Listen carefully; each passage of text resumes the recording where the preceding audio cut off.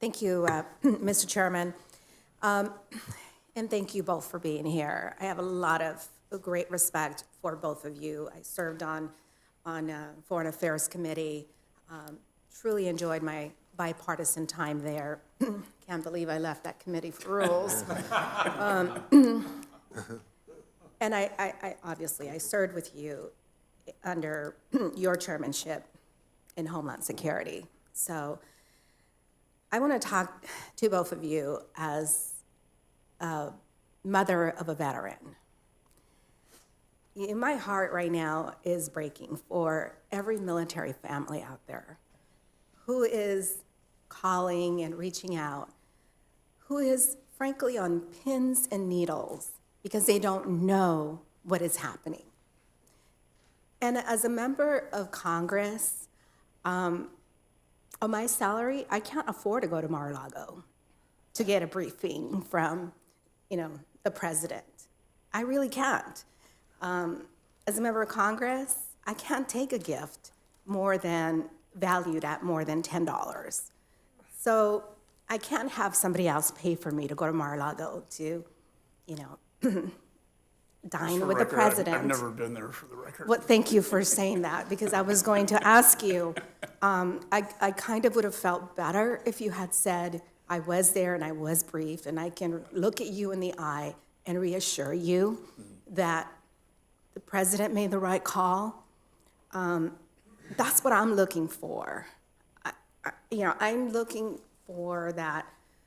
I want to be able to trust that a decision was made based on factual information, that my son's life, my children are a little too old to serve and to be recalled back, but that my constituents' blood matters and that is worth something, and that as their representative, I'm able to reassure them that we made the right decision. But the president said that his Twitter feed serves as a proper notification to Congress. That's nothing to, joke about. We can't discuss the power of sending our sons and daughters to war over Twitter. We can't have that debate. We were in a classified briefing earlier, and we were told you cannot talk about anything that is discussed here, even if it's already out there in open source. So how can the president make a decision like this on the golf course? How can members of the rich, elitists, or elite, I should say, let me clarify that. I don't want to offend anyone that, can afford to buy ink by the barrel. How can they have more influence to influence the president on a decision to send my constituents to war? It's outrageous to me. Knowing you, and I know that you have to hold a certain position, but this is not about Republicans or Democrats. This is red blood of our sons and daughters. I still don't know what the threat was.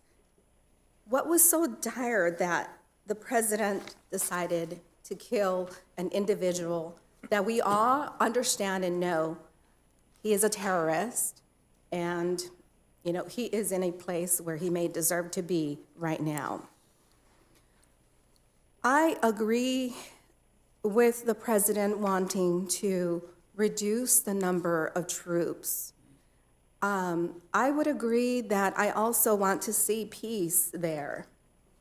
I would agree that we should be calling on our NATO allies to help us in this situation. I don't know that he has the diplomacy to do that because of how much he has poked our allies in the eye. I don't know that our allies are confident to stand with us because they don't agree with what action we have taken. So we do know a few things, that since this action was taken by the president, we do know that Iran has launched missiles at our troops. We do know that the Iraqi parliament, a democracy, by the way, that we helped to build up, right? That they have voted to throw us out of the country. We know that there are thousands of our constituents right now being deployed to the region to the tune of approximately 15,000 more than there were 6 months ago, just 6 months ago. So if we want peace in the region, we're sending more troops, we're sending more ammunition. I don't know that we're prepared for that. We all understand that Congress is the check and balance, and that our job is just that, not simply to write a blank check. But the president continues to ignore our position and our accountability. He notified Congress, after the fact. Our leadership was not notified. How would you feel if you were if you were wearing our shoes and you were not notified? How would you feel to hear about it in the news or through a Twitter? And to this day, his rationale remains classified. So the justification is simply to trust President Trump. Trust him. That is a very, very tall order for someone like me who has been listening to over 15,000 lies coming out of the president. How can I trust this decision when you were not even there? You were not even involved in that, someone that I do trust. We deserve to know what the justification was. Our constituents deserve to know why their sons and daughters are being sent into harm's way. The power to declare war rests with Congress, and Trump is making it crystal clear why the framers of our Constitution wanted it that way. War is about life and death, and we can't forget that. I was a member of the Pomona City Council when we first went to war with Iraq. One of my constituents was one of the first kills there. I can't tell you how difficult it is to deal with that. To talk to their high school friends, to talk to their parents, and to try to tell the media to give the family room to grieve. I can't tell you how difficult it is to be in a meeting, in a public meeting, a crowded public meeting, and have someone bring you an LA Times newspaper. And he was such a proud dad, pointing to his son sitting on a tank in Iraq and saying, "Look, here's my son." We were all happy for him, but we couldn't answer any questions. But I was a city council member. But I also knew that that happiness was short-lived, because we understood that that young man was still alive the day that photo was taken.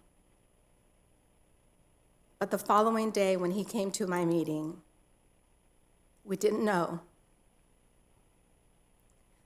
This is what we have to tell our constituents. Some of us may not have the courage to say we are going to vote for war today or tomorrow.